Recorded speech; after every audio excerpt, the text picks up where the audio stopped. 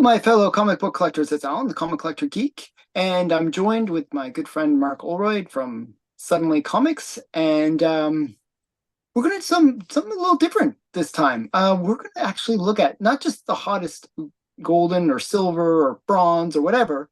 We're going to actually look at the hottest sales of the year.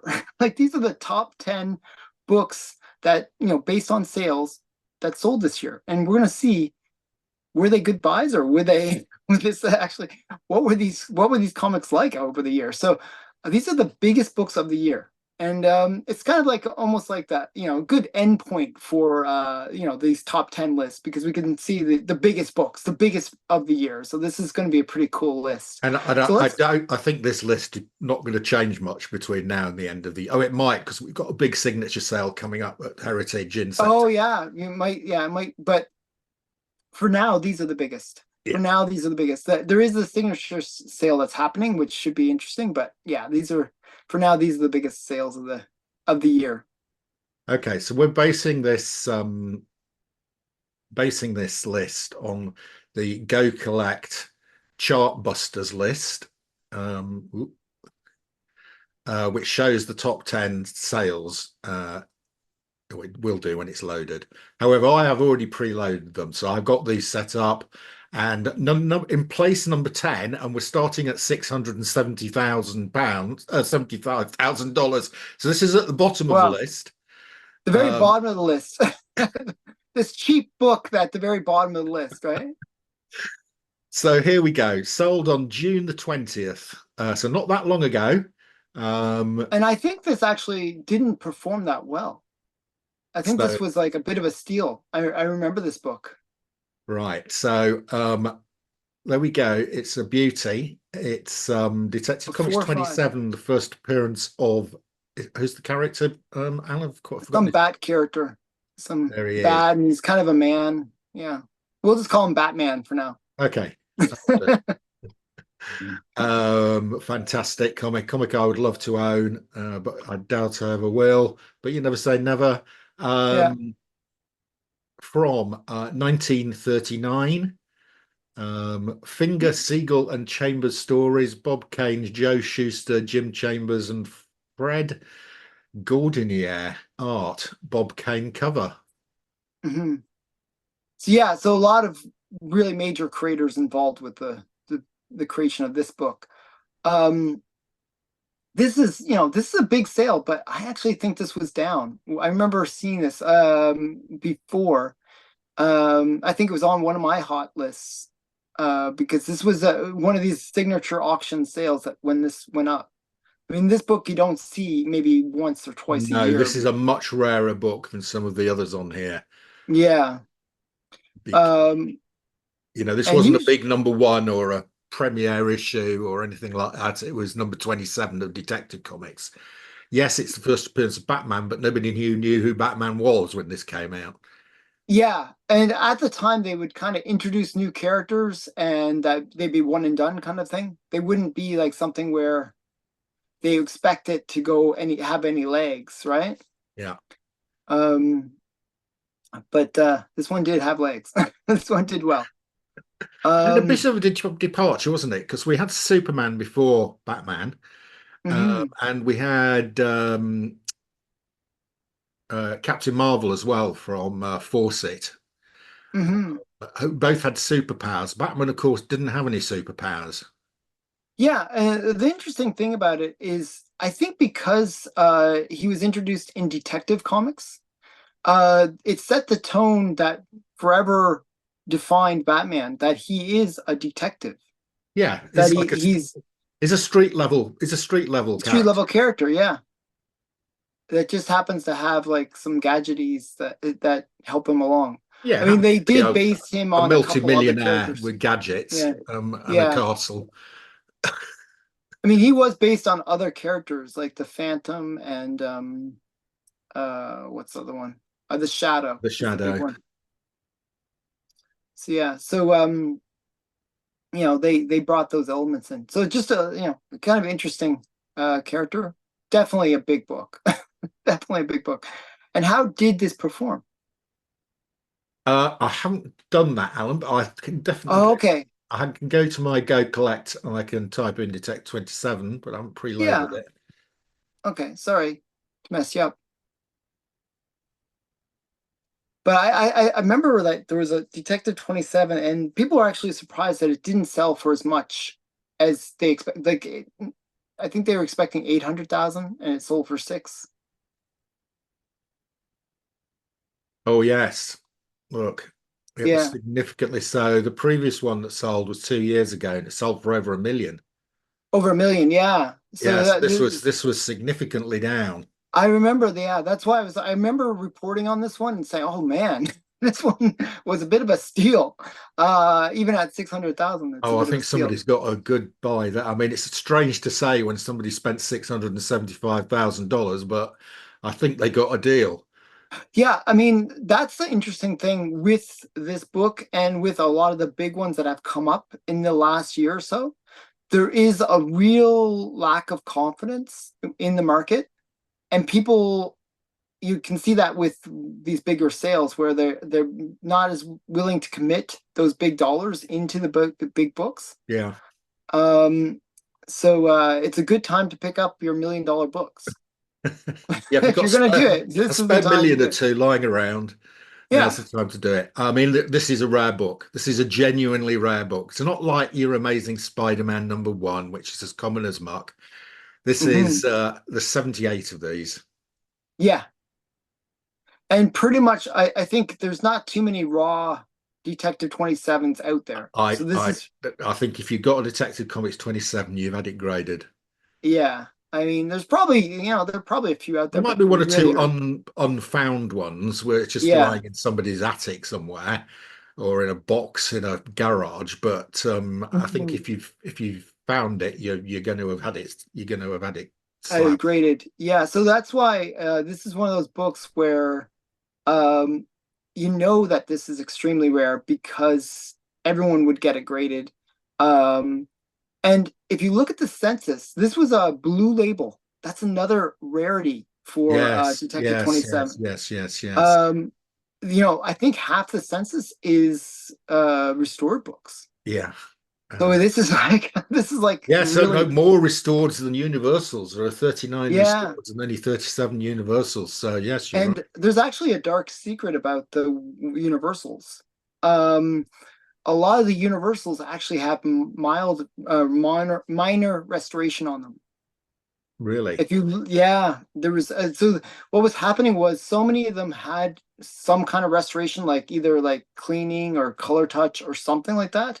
That they what they did to kind of balance out the fact that they didn't want to have zero census of being blue labels. That they what they did was they denoted small color touch or small bits of glue or whatever, some kind of like minor restoration, but they still give it a blue label, but they would drop the grade by a point or something like that to compensate. So just this is a little extra about this book. Yeah, I mean, just look at this, Alan. There's no 9.8s, no 9.6s, no 9.4s. That is 1.92. Can you imagine what that will go for if that came up So for auction? that's like, those are those like multi-million-dollar books. That's Yeah. like if you do the per point price, that's that's like a that's like $4 or $5 million book, you know. Right, let's move on to the second to the ninth position 9. We've got Captain America comics #1 from 1941. Hmm. So it's a Yeah, another great huge golden age book. book here, Alan. Yeah.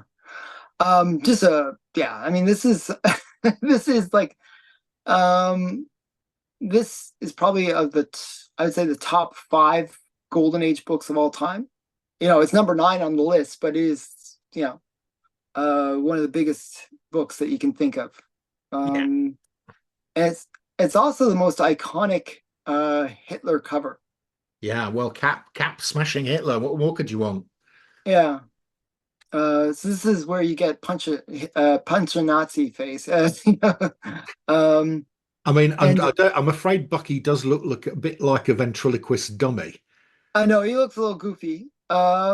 The other thing that's really good about this book is the fact that Captain America is on the cover of his Yeah, own book and Bucky's on the cover. yeah. Now, they didn't have the Red Skull on the cover. No, Um, he appears later, I but think Hitler's probably better than the Red Skull, though.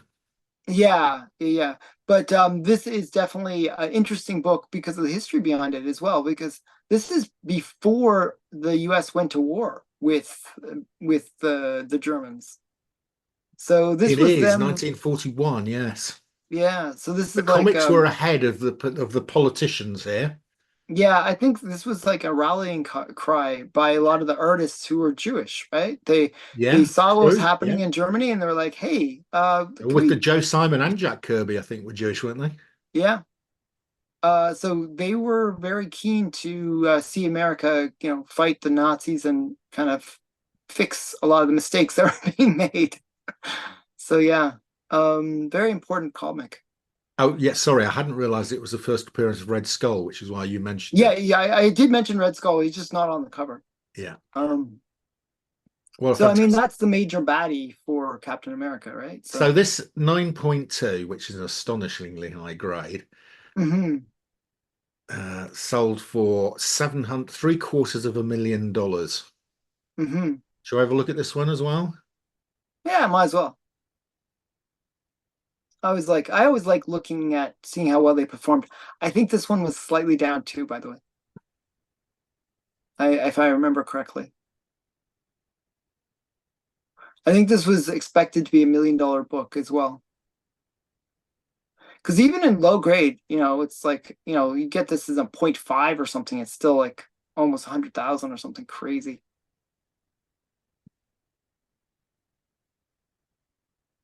No, this was pretty decent price. Oh, decent price. Okay. Well, a little bit down. It was a little bit down on the previous sale of Yeah, I remember it being 8.835. down, but There's no COVID bump here. None sold during COVID. yeah, I mean, it's a 9.2. It's like, how often do you see this? There are only Like, three of them, so the answer is not often. yeah. Again, a rare book. There's double the amount of the Batmans, but of the Detective 27s. And again, there's a huge number of restoreds. hmm Because, well, if you have one of these books, you want to have it present as well as possible, right? So they Yeah. would restore it back in the day. Yeah. Um, Right. Number okay, so three. that's an interesting. Number three on the list. Sorry, Number number three, yeah. eight on Or, the list. well, Yeah. number eight, yeah. Brave and the So Bold. Brave and the Bold, we get our first DC comic. Um, Yeah, and it's a fantastic one. It's we've looked at this a number of times, yeah. This is a uh, beauty. and first appearance of Starro. I And mean, they should just crack and press it and then see if they can get that 9.8. yeah, I'm not sure if I'd got a $800,000 comic, I would be doing that. Yeah. It might drop a grade down to 9.4, but Yeah, you lose $500,000 or something. yeah. Uh, no, absolute classic. All sorts of firsts going on here. Um, Yeah. First Martian Manhunter and Aquaman cover. First team appearance of Justice League of America. First appearance of Starro, which is the big thing. Um, yeah, just lots going on. Murphy Anderson cover. Yeah, very nice. So a 9.6, my goodness. Yeah. Um, do you think this did well? I think that's not a bad I price for think it. that did well, actually. I think it was like a reasonable one. Yeah, because Because it just the doesn't sell DCs that generally are often. not worth as much as the Marvels. And I don't think it had sold for a while. So it's sort of like setting the new price for it, I think was what happened. I think that's what it was. I remember it being like kind of a new high for this book. Let's see if I'm right.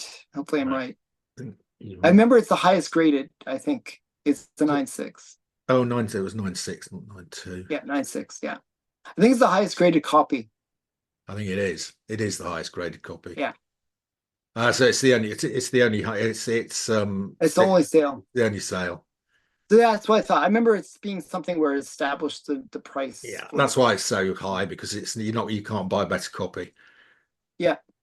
Uh, I think people were a there's only little one of them. There's I only one as well, Alan. It's the one of one. one of one. I remember people were a little like debating whether this would be $1 million comic that it Yeah, would get to that new kind of high. yeah, I think in a better market it could yeah. be. I think in a couple of Um, years' time, when the market recovers, you could put this on back on the market and make yourself $200,000 quite quick. yeah, yeah, I think so. I mean, the great thing about it is that it is one of one. Yeah. Whenever you're that one of one, it's you basically decide what the price is. It's like um so definitely a cool book.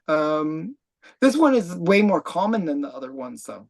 Well, Because it is a Silver much more Age, than the right? previous two. Yeah, well, I mean, the Yeah, previous two we were in 100 territories, and we're in 1,500 here. yeah.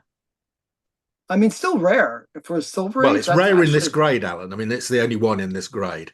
yeah, but my point is it's a common book overall, the full census, but still rare compared to most Silver Age books that usually have 2 to 3 thousand copies Yeah, on the census. yeah, yeah. Right. So, where are we going for our fourth one now? Oh, here we go. Another big book. And we're back to Marvel for Incredible Hulk, number one. One of the Yeah, comics that hasn't dropped, which has been surviving a bit better after the post-COVID. was this book. I think it's correcting lately, but I It think was, this sale happened before all that correction, so I think this one did okay. I mean, yeah, from 1962. origin first appearance of the Hulk, and very different Hulk than we know now, but Yeah.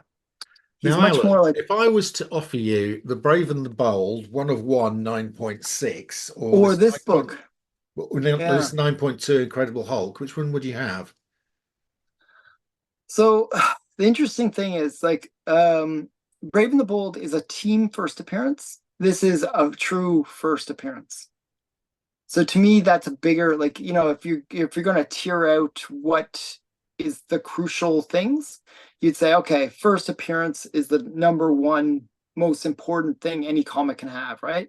Then maybe next thing is maybe first cover appearance, maybe first I know, team but I appearance. agree with that. But the Brave and the Bold is one of one at 9.6. This is probably one of 5 or 10. Yeah, I know, I get that, but it is the Hulk. I mean, he is such a major character. This book is actually really, really hard to get in this high grade, because of the background. So I definitely think I would prefer the Hulk. Um, I'd go for the Brave and the Bold, but Brave and the Bold. But yeah, I mean, they're both great books. I buy it in lower grade and get both of them. So um no, you didn't have to pay for them. I was giving them. I was giving you if you had, I go the Hulk then because it's sold for well, yes, it did this time. one. Oh, it's nearly Easy the in. highest grade. There's six of them. So instead of being one of one, it's one of six. And there's only one higher. So Yeah. you're right, it is rare in high grade. It's really hard to get this one in high grade. It's usually really beat up. Like Yeah. just because that's the color. The spine really shows ticks.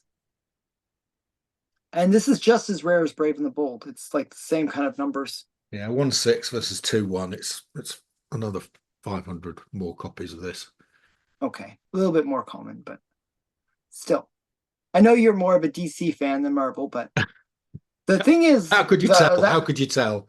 yeah, the thing is, there are more, Marvel is the more desired company Yeah. overall, Yeah. Yeah. and that does play a factor. So, if you're going to get a key, you should probably get a Marvel key.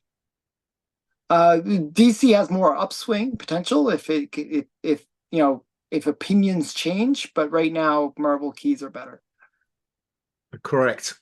Right. That can change. I mean, it has changed in the past. Yeah, I mean DC was bigger in the Golden Age. Yeah. Yeah. Right. Final one, Alan, from your list.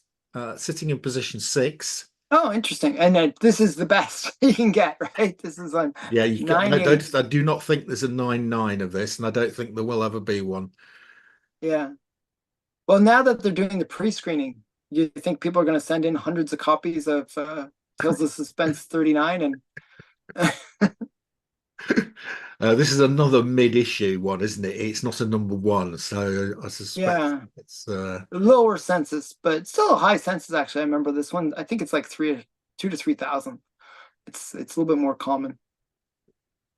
But definitely a cool book. Very iconic feeling cover, like just the way they present the character, I find. look how clean Some this people don't is. like the cover. I actually like the Oh, cover. I like the cover. Nice, great cover. Yeah, me too. Um, so yeah, and it's a white pager too. That's Oh, as good as it gets. White Pages Yeah, from 1963. yeah, and I Yeah. think it's a double quote, isn't it? Can you zoom in on the quotes? So one Oh, thing yes, that yeah. people look for, Yeah, yeah. you We zoom discussed. I in. think we might have discussed this at the time. Yeah, this Is does it it a got double the quote? yeah, just about. Yeah, so that is an extra little bonus. So this is like as good as it gets. It has the proper alignment, it has the proper grade, has the proper page quality. It's just as good as it gets. So this I kind of like these perfect books in a way because they kind of define the cap of the market for that comic, and then everything below it is just Oh an no, it's one of one, approximation. Alan. Yeah, it's a one of one. Yeah, and as I said, yeah, it's got about 2 to 3,000 census. 2.8, but there's only Yeah, 198. yeah. So I mean that, and this is a record. Yeah, Oh, it's the only time it's ever sold. yeah, yeah. I mean, how often do you see this kind Well, of really, there's really? one of them. So, I mean, you're never going to probably, you might never see it again, depending on who's bought it. Yeah, it could be just sitting inside, It's going to go really to some investment some fund's vault. or somebody private collector maybe. I'd hope it'd go into a private collector thing. I don't like the investment groups. So yeah. But if it went into an investment group, it'd probably flip more often. You might see it again. Um, Definitely a cool book. Almost at that $1 million level. Yeah. So really cool. Again, rarish in high grades. Hmm. Yeah. Most common grade being a 4.0. Yeah. Well, I don't think kids knew to save this, right? So it was one that you'd have to be super lucky to find. Yeah. Yeah.